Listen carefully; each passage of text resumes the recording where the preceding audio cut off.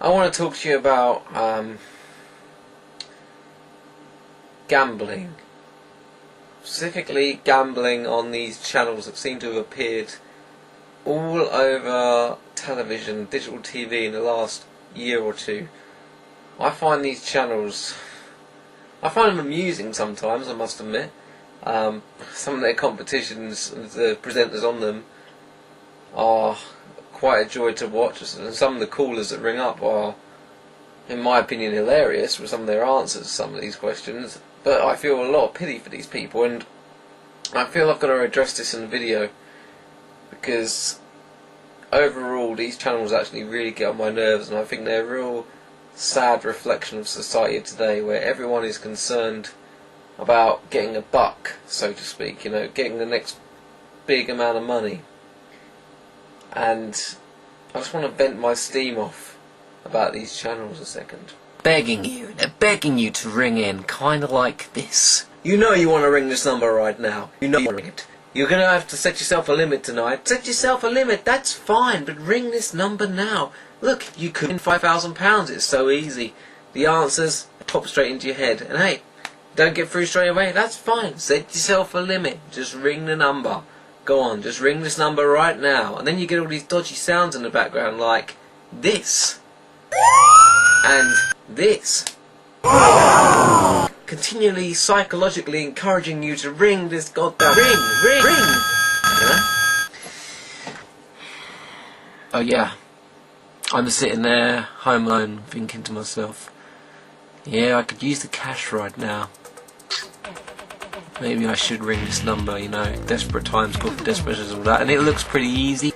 How hard can it be? Well, as a matter of fact, doing a little research myself, I found it's pretty damn hard. Listen to this.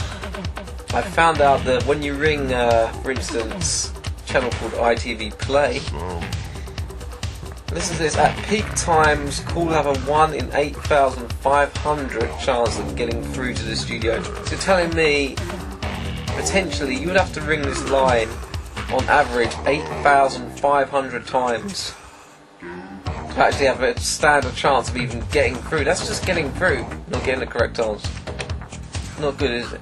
Then of course there's just getting through. 75 pence per time, no matter whether you've got through to the line itself or not.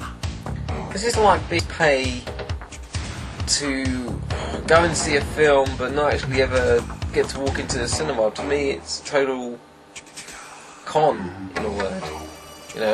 As a matter of fact, at least if you go to a casino and gamble some money there, you're assured that you're actually going to get the chance to gamble. With this, it's kind of like you're paying for the chance to maybe gamble. You're paying for the chance of gambling. It just, what the hell is wrong with that?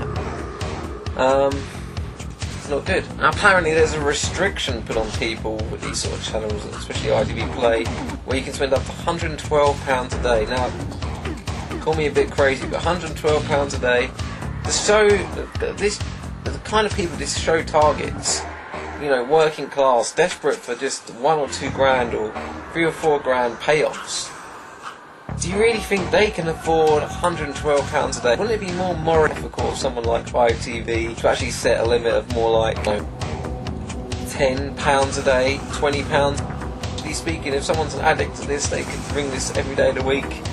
They would be racking up a bill of almost £700 a week. That's just not right. A woman's handbag is like Mary Poppins' handbag to me. It just carry everything. Like I say, totally different video. We're not going to go into that subject on this. But what's amazing is 2 of the answers were the following: a balaclava. A balaclava in a woman's handbag. Have you ever seen this happen? You ever seen a woman walking down the street and she looks in her handbag and it goes something like this? John, I'm afraid I've left my balaclava at home. You don't suppose you remembered to, remind me to put it in my handbag, did you, John?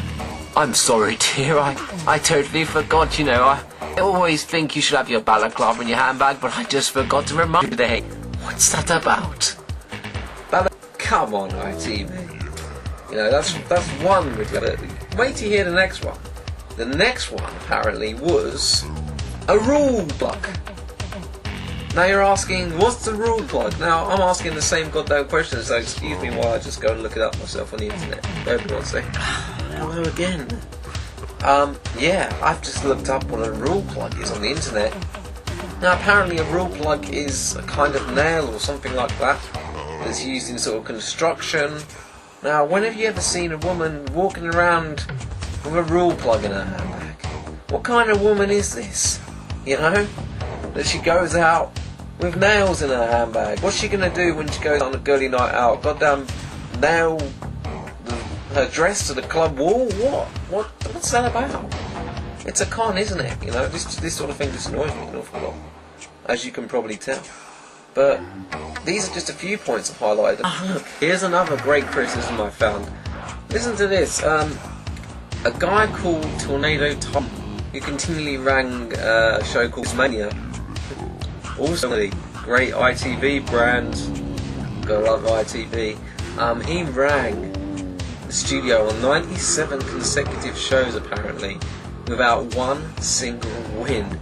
Now imagine that in order to get through each time, he had a 1 in 8,500 chance on most of these programmes. So imagine how many times he had to ring to get through on each of those 97 shows. Okay? And then apparently he does actually win on the 98th show or something. You know how much he wins? £75. £75. Now I wish I had the guy's phone bill right here with me now, because I'm pretty damn sure £75 probably isn't going to nearly cover the amount that he spent. Well, it isn't, is it? Let's think about this. 97 calls, 75p a go. Ooh, let's be honest, I mean, he might have made a £10 profit if he'd have got through first time every time. But let's be honest, do you really think he got through first time every time? I don't. You know what, another thing that bothers me about these quiz channels is that I just fall off as well. I was looking at one a few nights ago, and they said on the air to one caller, you know, they didn't believe she was aged over 18. So you know what their question was to her? What is your birthday? Now, is it just me, or is that a really dumb thing to ask someone who's trying to fake their age? I mean, in all honesty, you could lie. You could say, yeah, my birthday is May 23rd, 1979, and how the hell are they going to know if you're telling the truth or not? They ain't going to know.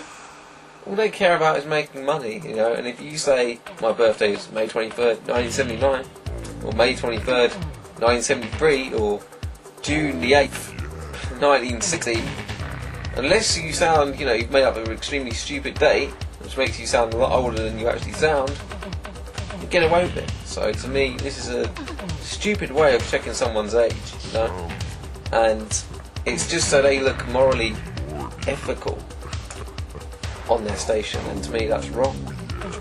Very. And this, one of my favourite bugbears about these programmes is the countdown clock.